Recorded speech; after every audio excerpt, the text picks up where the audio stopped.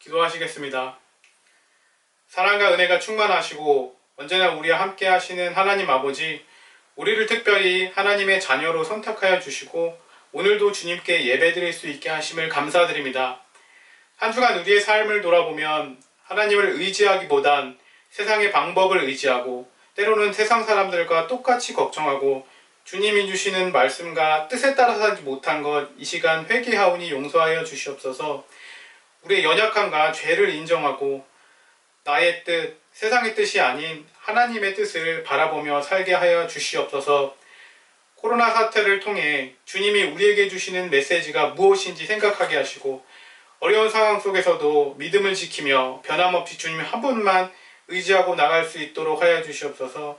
시대에 빠져있기보다 주의 지체들을 서로 위로하고 함께 기도해주는 믿음의 동역자가 되게 하시고 단 한 사람의 믿음도 흔들리지 않고 더욱 단단한 믿음으로 나아가게 하여 주시옵소서. 청년부에서 새롭게 해나갈 양육과 기도회를 통해 조금 더 하나님께 가까워지는 시간이 되게 하시고 온전히 하나님께 드려지는 시간이 되게 하여 주시옵소서. 또한 목사님, 임원단, 엘더단, 조정과 모든 예배를 준비하는 손길들을 기억하여 주시고 현재의 상황에 낙심하지 않고 온전히 주님을 의지하며 돌파하게 하여 주시고 모든 사역을 기쁨과 즐거움으로 해나갈 수 있는 마음을 허락하여 주시옵소서. 어려운 시기에 갈렙 청년부를 이끌고 계시는 고영기 목사님을 축복하여 주시고 건강 지켜주시옵소서. 또한 앞으로 계획된 모든 예배와 사역에 함께하여 주셔서 준비된 순서들이 안전하고 은혜롭게 진행되게 하여 주시옵소서. 이제 말씀을 듣습니다. 말씀을 전해주시는 목사님과 함께해 주시고 전하는 말씀을 통해 우리의 삶을 돌아보며 각자의 삶 속에서 주님을 찾는 갈렙 청년부가 되게 하여 주시옵소서. 다시 만나 예배할 날을 소망하며 우리 주 예수 그리스도의 이름으로 기도하옵나이다. 아멘. 안녕하세요. 갈렙 청년부 여러분, 9월 13일 청년부 예배를 시작하겠습니다. 오늘 우리가 읽을 성경 본문 말씀은 데살로니가 전서 5장 16절에서 18절까지의 말씀입니다. 제가 말씀을 읽겠습니다. 항상 기뻐하라, 쉬지 말고 기도하라, 범사에 감사하라. 이것이 그리스도 예수 안에서 너희를 향하신 하나님의 뜻이니라. 아멘. 오늘은 데살로니가 전서 5장 16절에서 18절까지의 말씀을 본문으로 감사전투라는 제목으로 함께 말씀의 은혜를 나누고자 합니다. 그때는 중요한지 알지 못했다가 시간이 지나고 난 뒤에야 비로소 그 중요함과 소중함을 깨닫게 되는 것들이 있습니다. 어떤 노래의 가사처럼 말입니다. 젊은 날엔 젊음을 모르고 사랑할 땐 사랑이 보이지 않았네. 하지만 이제 뒤돌아보니 우린 젊고 서로 사랑했구나. 아름다운 노랫말입니다. 이 가사의 말처럼 젊은 시절에는 젊음의 소중함을 잘 모르고 지나가는 것 같습니다. 그런데 시간이 지나고 난 뒤에 뒤돌아보니 그 젊은 날이 우리 인생 중에 얼마나 찬란한 시간이었는지를 뒤늦게서야 발견하곤 합니다. 한 사람에 대한 소중함도 뒤늦게 깨닫게 되는 경우가 있습니다. 둘째 아이의 출산을 앞두고 첫째 아이와 제 아내가 한국으로 출국하였을 때 일입니다. 공항에서 배웅을 마치고 집으로 돌아왔습니다. 집으로 돌아와 보니 아이가 떠나기 바로 직전까지 갖고 놀았던 장난감이 방 한가운데 우두커니 서 있습니다. 그 장난감을 보니 제 눈에 잔상으로 아이가 그것을 갖고 뛰노는 모습이 눈에 선하게 남아 있는 것입니다. 떠난 지 채 1시간도 지나지 않았는데 벌써 그 아이가 그립습니다.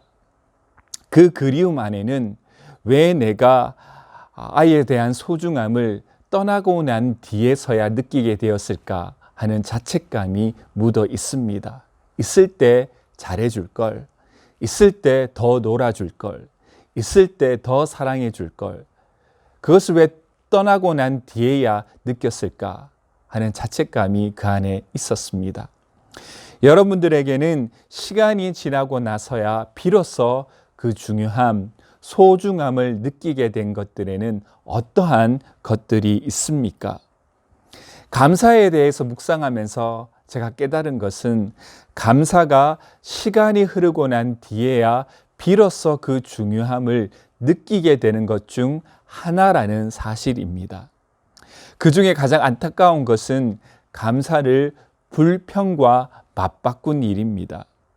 저희 아버지는 중학교 때 돌아가셨습니다. 그 전부터 아버지를 뵙지는 못했습니다. 그로 인해 제 마음 한구석에는 아버지가 채워야 할 그 빈자리가 항상 남아 있었습니다. 그래서 왜 나에게는 아빠가 없을까? 그 불평과 원망을 어머니께 쏟아내곤 했습니다. 어머니는 종종 아들로부터 오는 모든 불평과 원망을 그대로 받으셨습니다. 어머니가 저를 위해 한 헌신에 대해 감사하지 못하고 기쁨으로 채워야 할 그 시간을 불평과 원망으로 보낸 것이 저에게 너무나도 뼈아픈 후회로 남아 있습니다. 그 시간 어머니께 조금 더 잘해드릴 걸, 기쁨으로 그 시간을 보낼 걸 하는 후회 말입니다. 그 시절에는 내가 싸워야 할 감사의 영적인 전투가 있다는 것을 전혀 알지 못했습니다. 감사하기 위한 믿음의 전투를 벌이지 아니하고 내 마음이 흘러가는 대로 원망하고 불평했던 것이 여전히 안타까움으로 남아 있습니다. 예전에 책을 한 권 구입하기 위해서 서점에 들렸습니다. 딱 이 책을 사야겠다 정해놓지 않고 책을 읽어보다가 괜찮은 책이 있으면 사야지 하고 서점에 들렸습니다. 책을 쭉 보던 중에 한 책이 제 눈에 들어왔습니다. 그 책의 이름 Love Like You Never Been Hurt라는 책입니다. 한국어로 번역하자면 한 번도 상처 입지 않은 것처럼 사랑하라. 책 제목이 너무 마음에 들었습니다. 그래서 내용을 잠깐 살펴보니 내용도 좋은 겁니다. 그래서 그 책을 구입하여서 읽게 되었습니다. 이 책의 첫 챕터에는 10대 아이와 부모와의 갈등의 장면이 묘사됩니다. 아버님은 목사님이었고 어머니는 현명했지만 10대로 접어든 아이를 다루는 것은 무척 힘들었던 모양입니다. 자녀로 인한 갈등이 부부 관계에도 영향을 미쳤습니다. 남편과 아내의 관계가 소원해졌습니다. 이때 자녀와 부모, 남편과 아내 사이에 일어난 갈등에 대해 저자는 이렇게 말합니다. 사단의 전략은 결코 변한 적이 없다. Divide and conquer. 항상 분열시키고 나누는 사단의 전략은 한 번도 변한 적이 없다라는 것입니다. 제가 첫 장을 읽으면서 가장 놀라웠던 것 중 하나는 저자가 어느 날 집안에 불어닥친 위기를 영적인 전투의 현장으로 본 것입니다. 단순히 아이가 이제 10대에 접어들었으니 이러한 갈등이 일어나는 것은 당연하다. 이렇게 생각하지 아니하고 목사였기에 한 가정에 일어나는 갈등과 위기를 영적인 시각으로 본 것입니다. 이것은 사단이 우리 가정에 불러일으키는 위기다. 이런 관점으로 가정에서 일어났던 일들을 바라봤던 것이 저에게는 굉장히 새롭게 다가왔습니다. 감사를 놓고 벌이는 영적인 전투가 있습니다.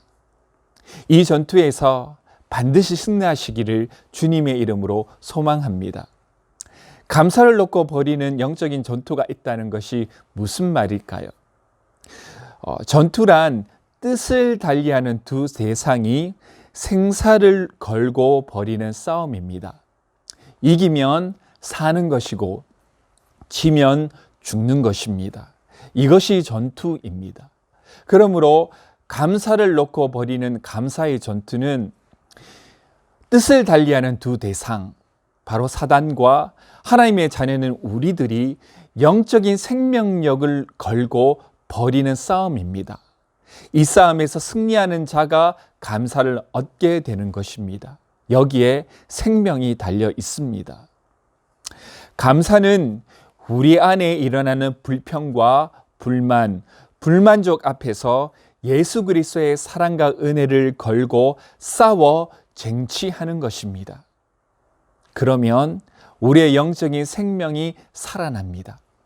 그러나 이 전투에 패배하면 우리의 영적인 생명력은 점차 그 생명력을 잃어가고 죽어갑니다. 이렇게 감사는 영적인 전쟁에서 승리하는 자가 갖는 것입니다.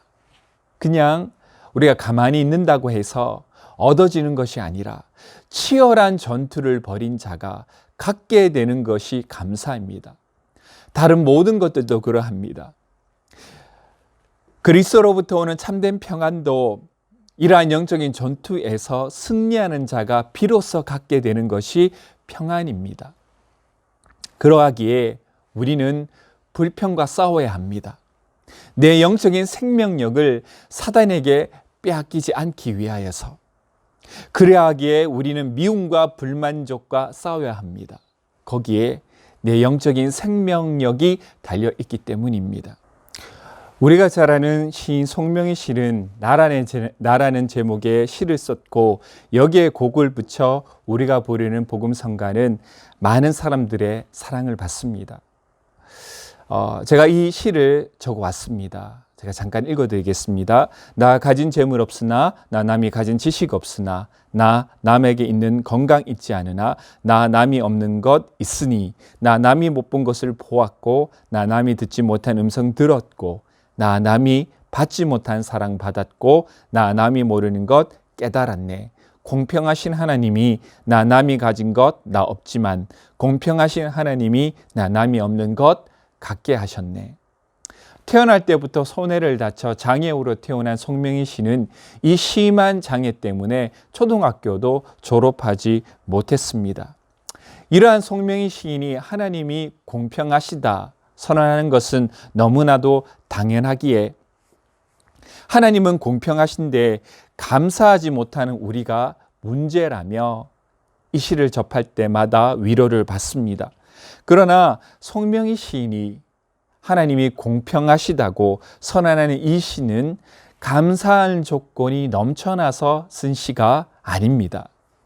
왜냐하면 하나님이 공평하시다고 선포하기 앞서 그녀가 자신이 어떠한 상태였는지 열거한 내용을 보면 확인할 수가 있습니다. 하나님은 공평하시다는 그 결론을 내리기 앞서 그녀 안에는 치열한 영적인 전투가 벌어졌었습니다. 이 전투의 내용은 그가 나라는 시를 썼을 때 있었던 일을 기록한 간증의 내용을 보면 알 수 있습니다. 제가 읽어드리겠습니다. 수차례 반복된 이사와 찢어지게 가난한 나를 보면서 나는 불평을 늘어놓았다. 이때 하나님은 말하는 대로 쓰라고 말씀하셨고 나 가진 재물 없으나 왼손에 토막 연필 쥐고 울먹이며 받아 적기 시작했다. 여기까지는 아무 문제가 없었습니다. 왜냐하면 너무나도 당연한 일이었기 때문입니다. 그런데 하나님이 공평하신 하나님이라 쓰라는 것이 아닌가. 너무나 엉뚱한 말씀에 울며 소리쳤다. 아니에요, 못 쓰겠어요. 공평해 보이지 않아요. 내게 아무것도 없었다. 그러나 하나님은 시키는 대로 하나님은 공평하시다라고 쓰시게 하셨고 나와 반복되는 공방전 속에 결국 하나님의 고집이 승리하셨다. 이렇게 해서 나라는 시가 나오게 되었다. 이 간증의 내용을 보면서 송명희 시인이 하나님이 공평하시다고 선포하기 앞서 그 안에 벌어졌던 정말 치열한 영적인 전투의 현장을 정말 생생하게 살펴볼 수 있습니다. 그녀가 썼던 공방전이라는 표현 속에 그러합니다. 그런데 이 싸움은요, 감수성에 뛰어난 한 여인이 겪고 있는 특별한 삶의 경험이 아닙니다. 오히려 대부분의 사람들이 겪고 있는 삶의 보편적인 현상입니다. 우리는 살아가면서 얼마나 많은 불평등을 경험합니까? 또한 우리는 얼마나 이 땅에 사랑 없음을 경험합니까? 그러나 그러한 현실 앞에서 하나님은 사랑이시다. 하나님은 우리를 향한 선한 계획을 갖고 있다. 하나님은 공평하시다라는 선포가 내 영혼에서 고백될 때까지, 또한 내 삶 안에서 인정될 때까지 우리 안에는 정말 치열한 영적인 전투가 벌어집니다. 우리가 가진 문제는 이 성경의 진리를 갖고 이 전투에서 승리하기 위해 치열하게 싸우지 않는다는 점에 있습니다. 그냥 우리 마음이 흘러가는 대로 불평하도록 원망하도록 우리를 내버려 둡니다. 왜 우리가 이렇게 감사를 놓고 치열하게 싸우지 아니할까요? 거기에는 두 가지 정도의 이유가 있습니다. 첫 번째는 우리는 감사를 어떤 현상에 대한 인과적 반응으로 생각합니다. 특별히 좋은 결과에 대한 인과적 반응으로 감사를 받아들입니다. 그러하기에 감사를 만족과 같은 의미로 생각합니다. 만족할 만한 일이 생겼을 때 감사한 것이다. 다시 말해 감사하다는 말이 고백될 때까지는, 또한 내 영혼에 선포될 때까지는 감사할 만한 마땅한 조건이 내게 생겨야만 해요. 만약 이 조건이 없는데도 감사하며 살아가고 있다면 우리는 그 사람을 바라보면서 참 너 생각 없이 살아가고 있구나. 무엇 때문에 그렇게 감사하니? 라고 반문할 것입니다. 교육전도사를 맡고 있었을 때입니다. 첫 번째 제가 교육전도사를 맡고 추수감사주일이었습니다. 추수감사절이 있기 한 주 전에 아이들을 불러놓고 추수감사절에 대해 설교하면서 말미에 다음 주일은 추수감사주일이니 하나님께 감사하는 마음으로 추수감사절 헌금을 가지고 와라 라고 말했습니다. 예배가 끝나고 한 아이가 저에게 찾아왔습니다. 그리고 이렇게 말했습니다.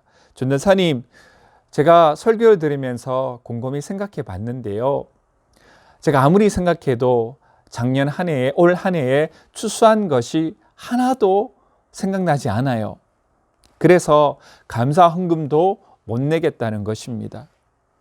아무리 한 해를 뒤돌아봐도 감사할 조건을 하나도 못 찾겠다는 겁니다. 그래서 감사 헌금도 못 내겠다는 겁니다. 그런데 이것이 신앙이 연약한 한 아이가 겪는 문제만은 아니라는 사실입니다. 우리도 이와 같이 감사에 대해 생각할 때가 너무나도 많이 있습니다. 감사할 이유가 마땅히 있을 때 감사하라. 이 말은 우리에게 만약 감사할 이유가 마땅히 없다면 감사하지 않아도 된다는 말로 바꾸어 생각할 수 있습니다. 그러면서 내 마음에 일어나는 불평과 원망, 미움을 합리화합니다. 그거 불평하는 것이 당연해.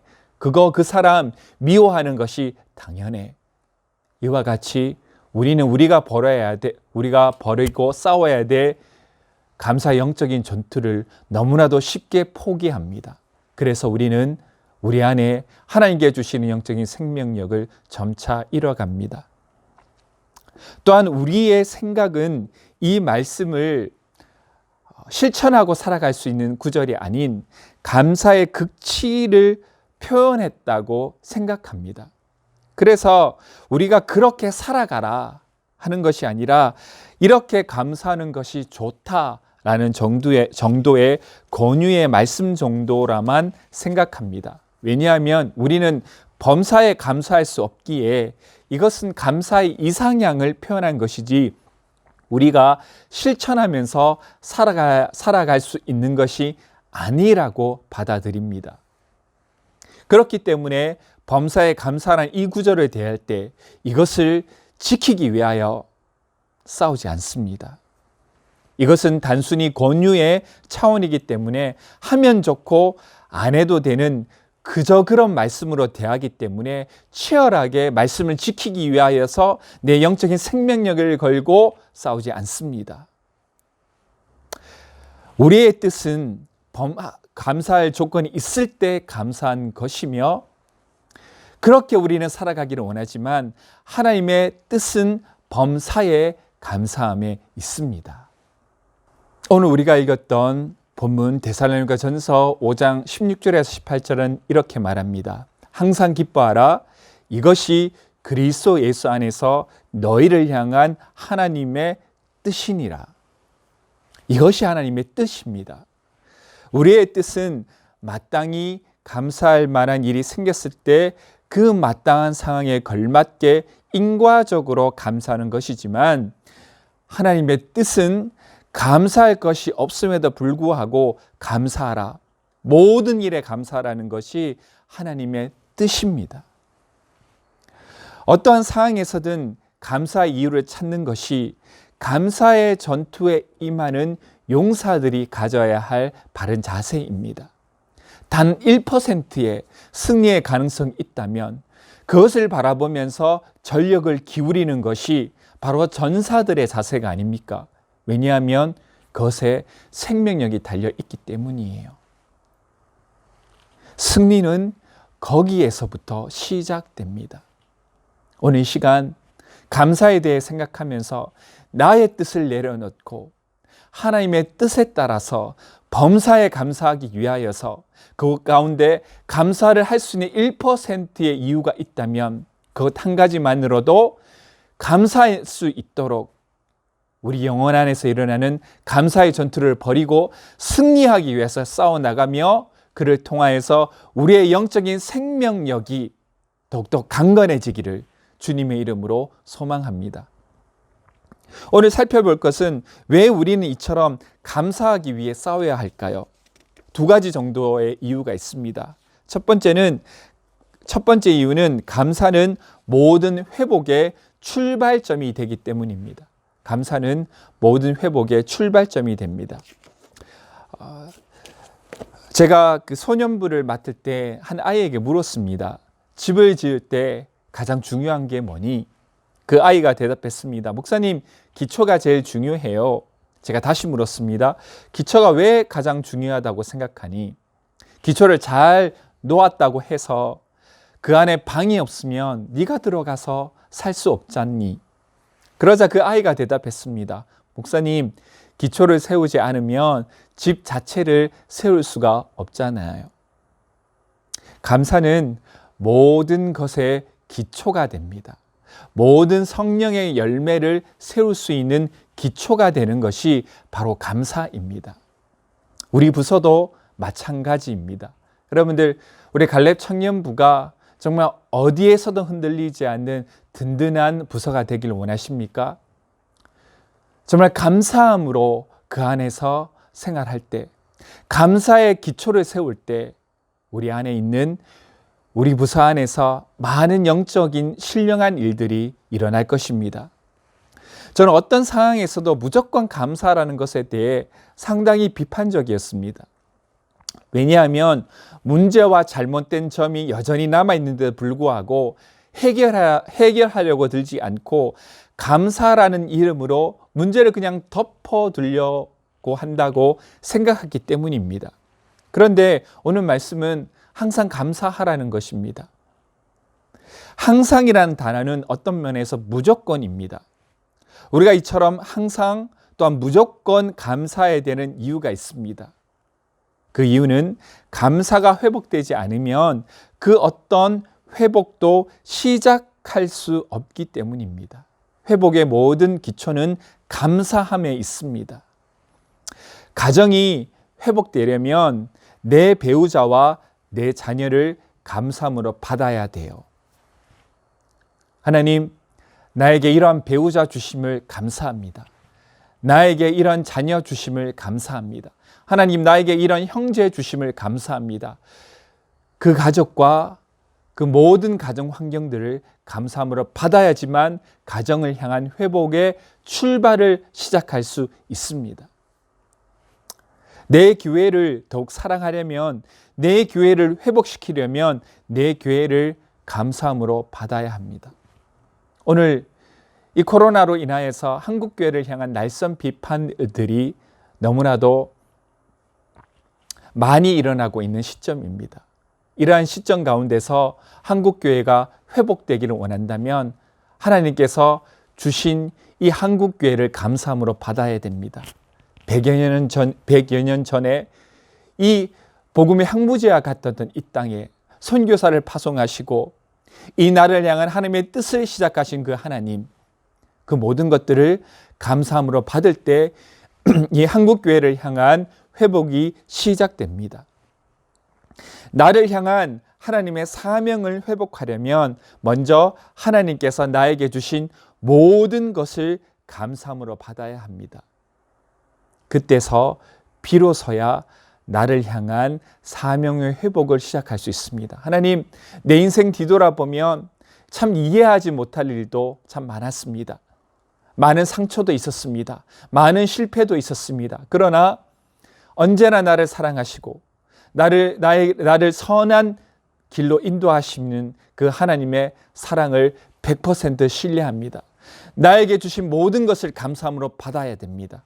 그래야지만 회복이 시작됩니다. 그것이 회복의 첫 걸음입니다. 감사는 그 자체로 아무런 능력이 없어 보입니다.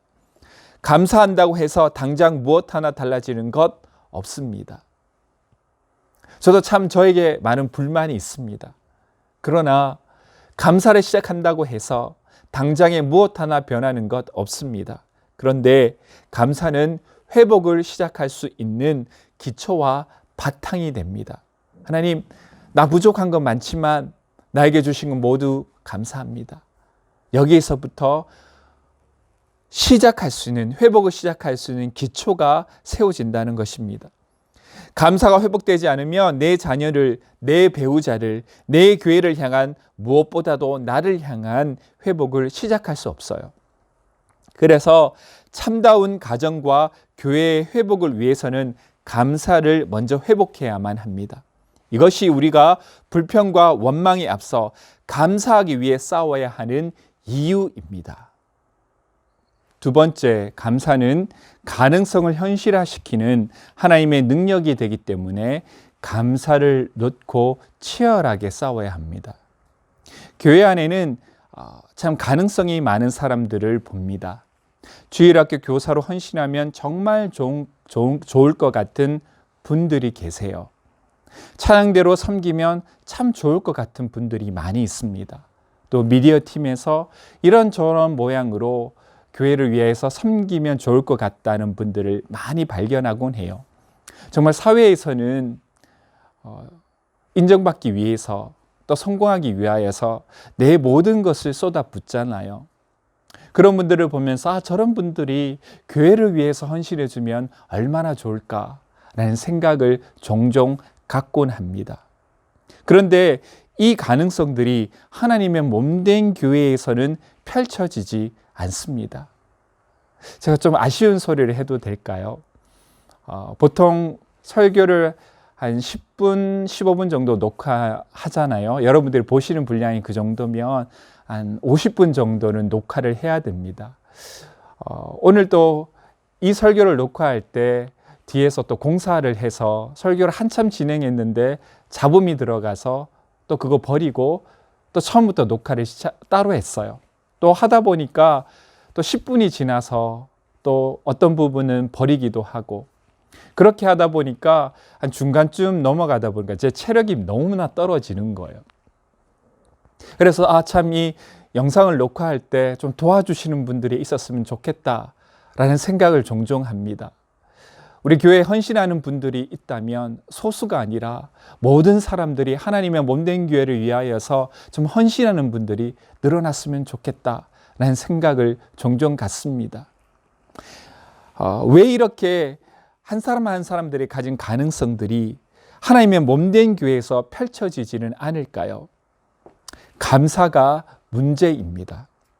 교회를 향한 불신과 불평이 헌신하고자 하는 내 마음을 가로막습니다. 물론 이것이 전부가 아니라 생각합니다. 개인적인 이유가 있을 수도 있다고 생각합니다. 그러나 뒤돌아보면 정말 그 안에는 불평과 불신이 내 마음을, 헌신하고자 하는 내 마음을 가로막을 때가 너무나도 많이 있습니다. 하나님께서 나에게 모든 것을 부어주셨는데, 하나님께서 내 생명을 살려주셨는데 하나님께 드리지 못한다면 그 이유는 감사하지 못한 내 영혼의 상태에 있다는 것입니다. 헌신을 가로막는 것은 능력의 부재가 아닙니다. 그것은 감사의 부재입니다.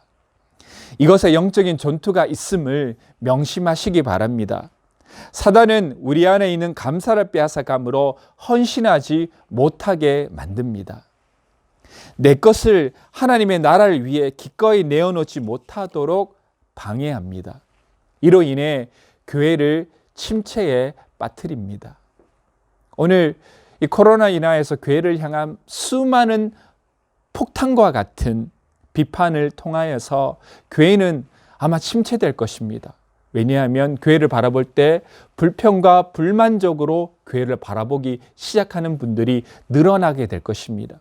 그로 인하여서 교회는 아마 예전보다도 더 심한 침체에 빠지게 될 가능성들이 높습니다. 이것에 영적인 전투가 있음을, 이 교회를 향한 생명력이 달려있음을 여러분들 깨달으시길 바라요. 살아 약동하는 교회는 감사가 살아 있습니다. 그러므로 감사를 살려야 합니다. 감사가 살면 헌신이 살고, 헌신이 살면 교회가 살아나고, 교회가 살아나가면 선교와 하나님이 나라가 확장되는 역사가 일어나게 됩니다. 갈렙 청년부 안에 갈렙 청년부를 위하여서 내 것을 드릴 수 있는 헌신자들이 늘어나기를 원합니다. 단 몇 명의 소수만이 그 시간과 물질을 드리는 부서가 아니라 모든 청년들이 헌신의 마음으로 부서를 섬긴다면 우리 부서는 정말 살아 약동하는 교회가 될 거예요. 그것을 하려면 먼저 내 안에 있는 감사를 살려야 합니다. 감사에 헌신이 달려있고 이것에 교회의 생명력이 달려있기 때문입니다. 우리가 교회를 드리는 곳에 가면 언제나 그곳에는 피아노가 있습니다. 그 큰 피아노는 저에게 있어서는 어떤 가능성도 실현되지 못하는 죽어있는 그 그냥 덩치 큰 가구입니다. 그러나 그 키보드 안에는 무한한 생명력과 무한한 가능성들이 있습니다. 어떤 사람이 어떻게 연주하느냐에 따라서 가능성이 현실화되기도 하고 그렇지 못하기도 합니다. 감사가 없는 우리는 연주할 줄을 만나지 못한 키보드와 같습니다. 하나님, 내 모든 것 주님 앞에 드립니다. 나를 마음껏 주의 뜻과 나라를 위하여 사용하여 주시옵소서.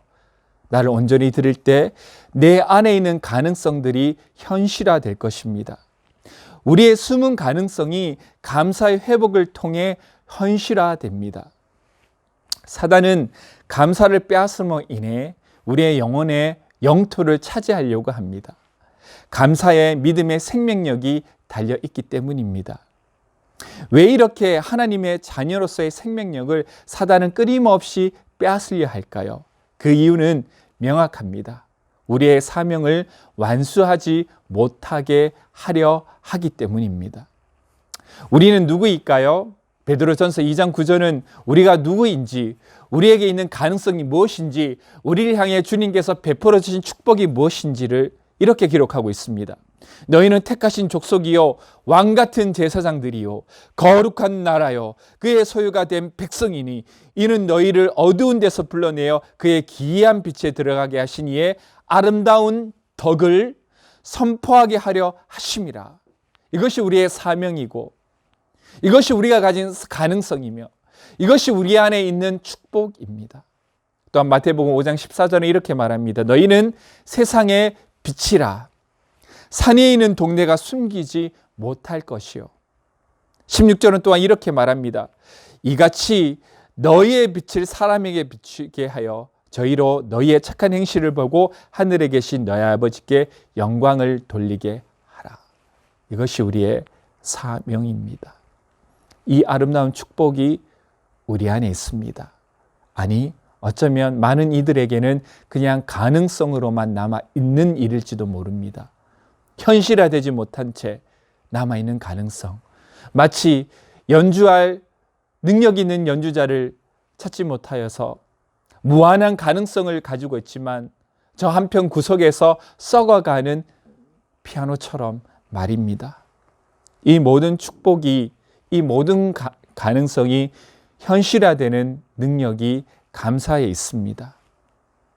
나에게 하나님의 자녀로 주신 특권과 축복을 감사함으로 받는 것에서부터 모든 것이 시작됩니다.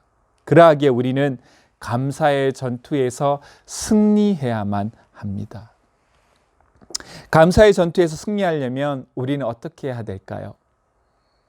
우리는 어떻게 해야 될까요? 한 가지만 살펴보고 오늘 말씀을 마칠까 합니다. 감사를 먼저 내 삶 안에서 선포해야 합니다. 익숙하지 않은 감사를 하기 위해서는 연습이 필요합니다. 저희 첫째 아이가 처음 태어났을 때 깜짝 놀랐어요. 왜냐하면 눈이 정확히 10시 10분으로 향해져 있었기 때문입니다. 아이가 태어나고 나서 담임 목사님이 사모님과 함께 병원을 방문하셨습니다. 사모님이 태어난 아이를 보고 품에 안고 일으키셨습니다. 그리고 나서 3초간 아무 말도 없으신 거예요. 그러더니 마침내 하는 말씀이 아이가 눈썹이 참 이쁘네요 라고 말하는 것입니다. 아마 사모님은 첫째 아들이니 얼마나 칭찬해주고 싶었을까요? 아이가 참 이뻐요. 눈이 정말 호수 같아요 라는 말을 하고 싶었지만 아이가 눈이 너무 매섭게 생겼기에 이쁜 구석을 그 3초간 찾았던 것입니다. 그리고 찾아낸 것이 바로 눈썹이었습니다. 감사의 연습이 있습니다. 감사 연습은 감사를 발견하고 표현하는 훈련입니다. 감사는 연습할수록 늘어요. 그리고 우리는 감사의 사람으로 조금씩 변해 갑니다. 먼저 주신 것에 대한 감사를 먼저 시작하시기 바랍니다. 주신 것에 대한 감사를 먼저 시작하시기 바랍니다. 여러분들 혹시 펌프로 된 우물을 길러본 적이 있으십니까? 제가 여수와 청년부에서 이 질문을 한번 한 적이 있는데 거의 없었어요. 근데 우리 갈렙 청년부는 좀 다를 것 같습니다. 펌프로 된 우물을 한번 길러본 적이 아마 어렸을 때 있을 거예요. 그런데 이 펌프를 오랫동안 사용하지 않으면 물이 말라 아무리 펌프질을 해도 물이 나오지 않습니다. 이때 물 한 바가지를 붓고 펌프질을 하면 비로소 시원한 물이 올라옵니다. 이 물이 샘의 근원을 자극하여 물이 솟아오르도록 만듭니다. 이때 부는 한 바가지의 물을 가리켜서 바로 마중물이라고 해요. 물을 마중 나간다 해서 마중물이라 부릅니다. 우리가 감사의 사람으로 변해가기 위해서는 한 바가지의 마중물이 필요해요.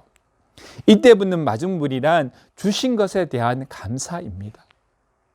그러면 샘의 근원이 자극되어 물이 올라옵니다. 그 물은 하나님께서 가정과 교회와 그리고 나를 향해 주실 비전과 소망입니다.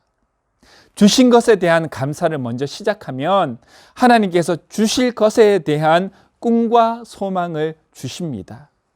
이 비전이, 이 꿈이 교회와 가정의 회복을 이끕니다. 여러분들, 우리가 신앙생활을 이렇게 해야만 해요. 먼저 하나님께서 나에게 주신 것에 대한 감사의 마중물을 부으면 하나님께서 우리에게 주실 것에 대한 비전과 꿈을 주십니다. 그 비전과 소망, 그 희망을 바라보면서 살아가는 거예요. 그리고 때로는 우리가 넘어질 때, 우리가 실패할 때 일으키시는 하나님을 경험하고 우리의 길을 인도하시는 그 하나님의 역사를 경험하면서 살아가는 삶, 이것이 정말 신앙생활입니다. 여러분들, 먼저 감사의 마중물을 부으시기 바랍니다. 그러면 모든 것을 회복을 시작할 수 있는 감사가 시작될 것입니다. 감사는 우리 안에 있는 축복과 가능성을 현실화시키는 능력이 됩니다. 그것이 현실화될 때 교회는 살아날 것이며 무엇보다도 내 삶이 살아날 것입니다. 이렇게 생활하시기를, 이렇게 하나님을 믿으시기를 주님의 이름으로 소망합니다. 오늘 이 시간 함께 찬양 부르시면서 하나님, 내가 지금껏 나에게 주신 것에 대한 감사를 잊고 살았습니다. 하나님, 감사의 전투에 패배하지 않겠습니다. 감사의 전투를 포기하지 않겠습니다. 감사하는 자가 되기 위해서 감사의 마중물을 부으면서 살아가는 우리의 삶이 되게 해달라고 이 찬양 부르시면서 기도하는 심령으로 부르시기를 바랍니다.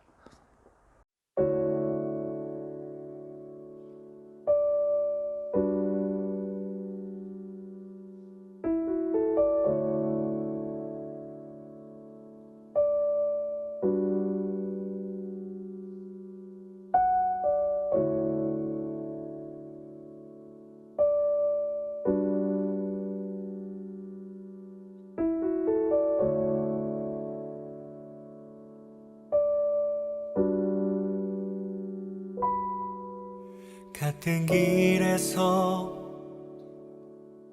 다른 계절을 만나고 기쁨 슬픔 반복되는 모든 시간 속에서 주님을 바라보네. 같은 길 위에 나의 계절을 아시고 근심 평안 공존하는 모든 상황 속에서 주 나를 살피시네. 하늘에 닿아도 주님밖에 없고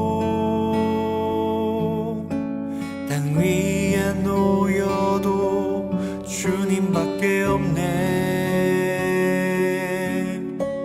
인생을 걸을 때 주를 따라가고 내 삶이 다할 때 주님 곁에 있네.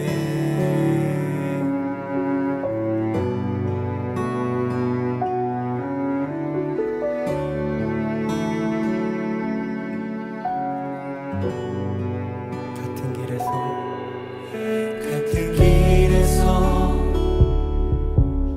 다른 계절을 만나고 기쁨 슬픔 반복되는 모든 시간 속에서 주님을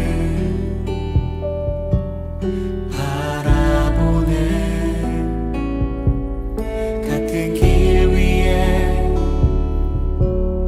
나의 계절을 아시고 근심 평안 공존하는 모든 상황 속에서 주 나를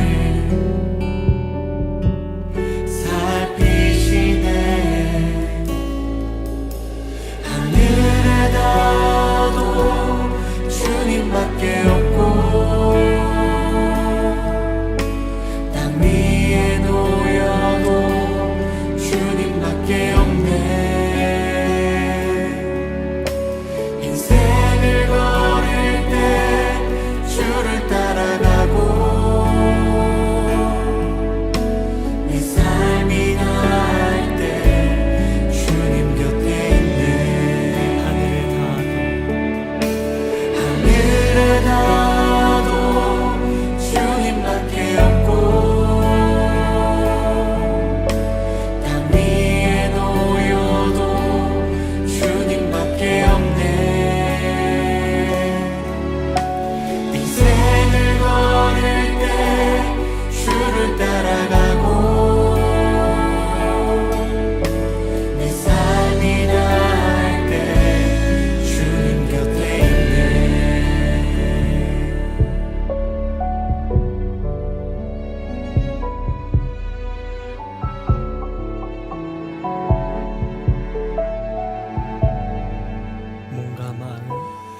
몸과 마음 사그라져도 주는 나의 영원한 반석. 몸과 마음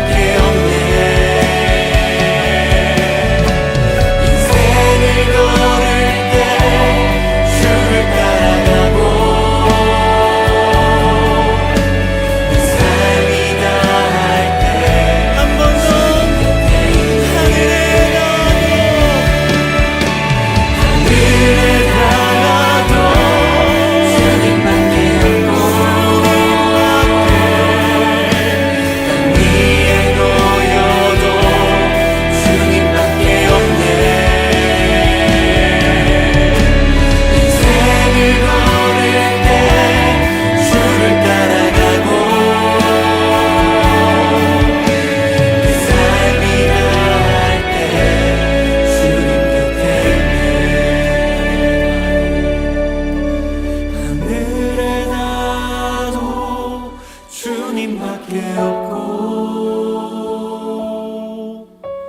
땅 위에 놓여도 주님밖에 없네. 인생을 걸을 때 주를 따라가고 내 삶이 다할 때 주님 곁에 있네.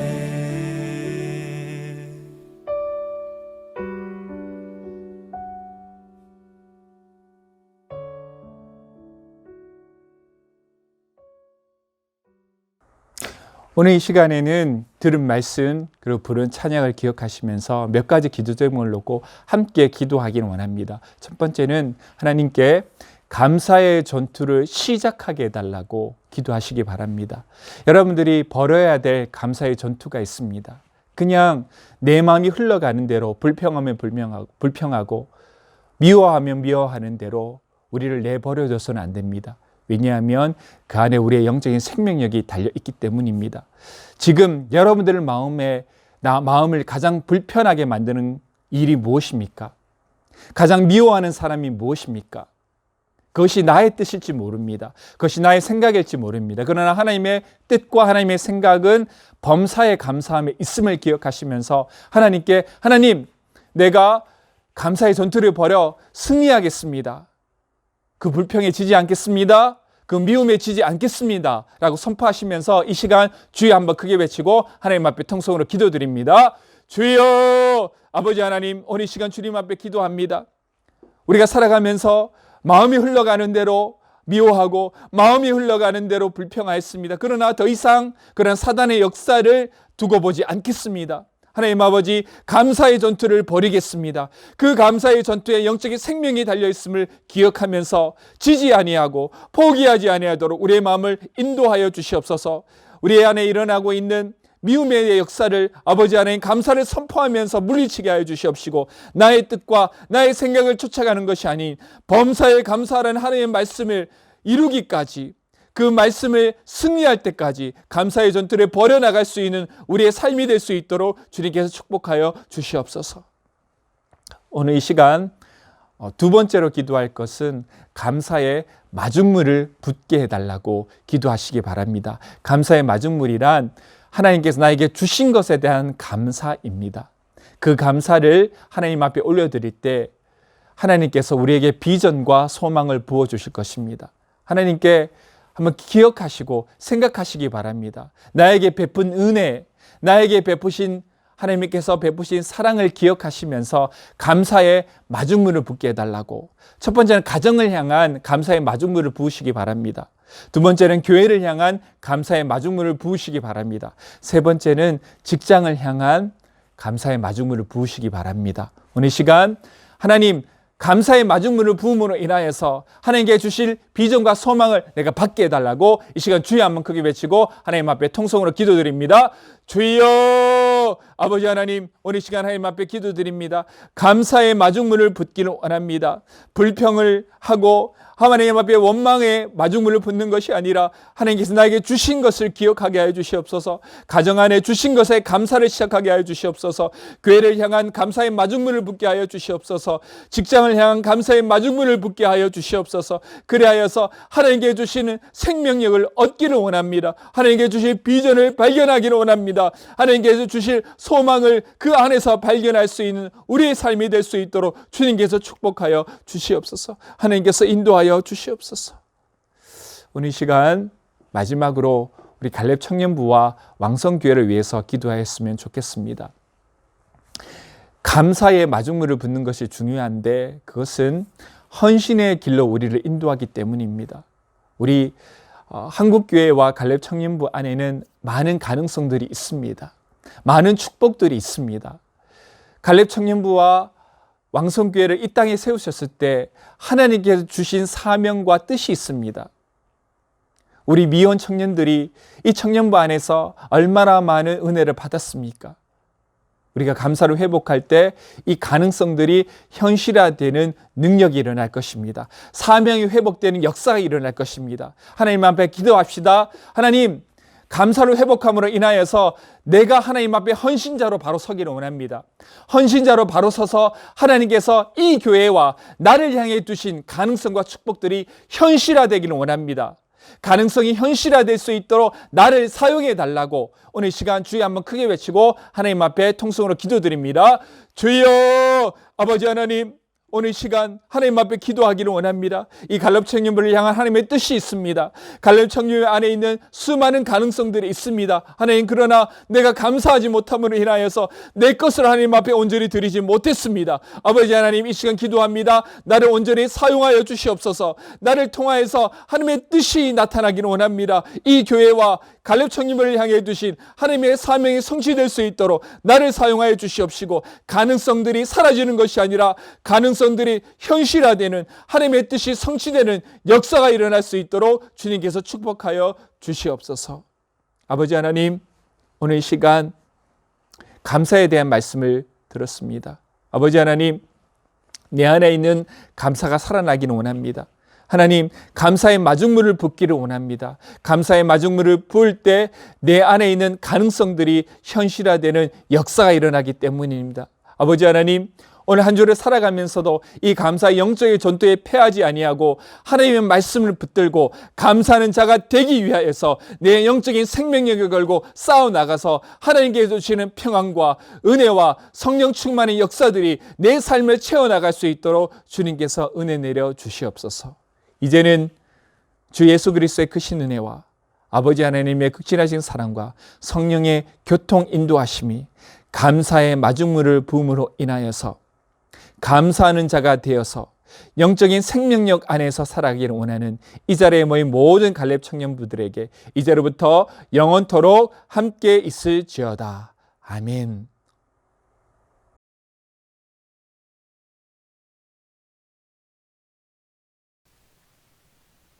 갈렙 청년부 광고 시간입니다. 다음 주 갈렙 청년부 예배는 온라인 예배로 4시 30분부터 진행됩니다. 갈렙 청년부 미디어 팀을 모집합니다. 은혜롭고 풍성한 온라인 예배를 위해 갈렙 미디어 팀을 모집합니다. 모집 분야는 영상 촬영, 영상 편집, 콘텐츠 기획 및 제작입니다. 자격 조건은 해당 분야에 경험이 있거나 앞으로 배우면서 해보고 싶은 분 누구나 가능합니다. 관심 있으신 분들은 부담 없이 많은 지원 부탁드립니다. 안녕하세요. 갈렙 청년부 여러분. 그동안 한땀 나눔을 통해 풍성한 시간 가지셨나요? 이번 주부터 진행되는 일명 은혜 골방은 그동안 자칫 소홀해졌을 수도 있는 우리 개개인의 영성을 돌아보고 점검해보자는 목적을 갖고 총 4개의 테마로 구성되어 있습니다. 먼저 골방 필사 말씀입니다. 현재 우리 교회에서 진행하고 있는 온라인 성경 필사인데요. 진행 순서는 다음과 같습니다. 먼저 왕성교회 홈페이지 메인 화면에서 로그인 후에 상단의 훈련 부분을 클릭해 줍니다. 그럼 양육 프로그램에 소분류되어 있는 성경 훈련란이 보이실 텐데요. 이걸 클릭한 후 화면 좌측에 있는 성경 통독 부분을 클릭해 줍니다. 이후 화면 상단에 클럽 성경 쓰기를 클릭하면 클럽 목록에 갈렙 청년부가 보이실 거예요. 마지막으로 오른쪽 부분에 가입하기를 눌러주시면 완료! 온라인 성경 필사에 쓰는 양은 일주일에 한 장이지만 은혜되는 분들은 제한 없이 쓰시면 됩니다. 두 번째로는 골방 도서관 책입니다. 책 제목은 팀 켈러 결혼을 말하다이고요. 책을 구매하신 후에 매주 정해진 분량을 각자 읽은 후 해당 분량에 대한 퀴즈를 푸시면 됩니다. 퀴즈 링크는 매주마다 링크로 공유해 드리겠습니다. 여기서 한 가지 안비밀은 제일 잘 작성하신 한 분, 그리고 총 참가 인원 중 2분을 선정해 청년부에서 정성껏 마련한 선물을 드릴 예정이니 많은 참여 부탁드립니다.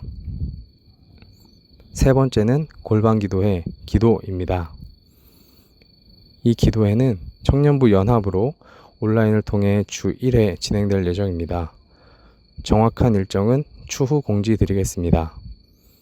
마지막으로 골방 양육 훈련입니다. 기간은 10월 7일부터 11월 14일까지 총 6주간 온라인으로 진행될 예정이고요. 총 3종류의 강의가 개설되며 3개 모두 신청 가능합니다. 신청 방식은 차후 전달해 드릴 구글 폼으로 하시면 되겠습니다. 지금까지 은혜 골방에 대해서 알아보았는데요. 이번 기회를 통해 각자 영적인 붐이 일어나는 귀한 시간이 되시길 소망합니다. 이번 주 생일을 맞으신 분들입니다. 9월 13일 박정선 자매님, 9월 14일 이상은 자매님, 9월 15일 배지은 자매님, 9월 16일 구태영 형제님입니다.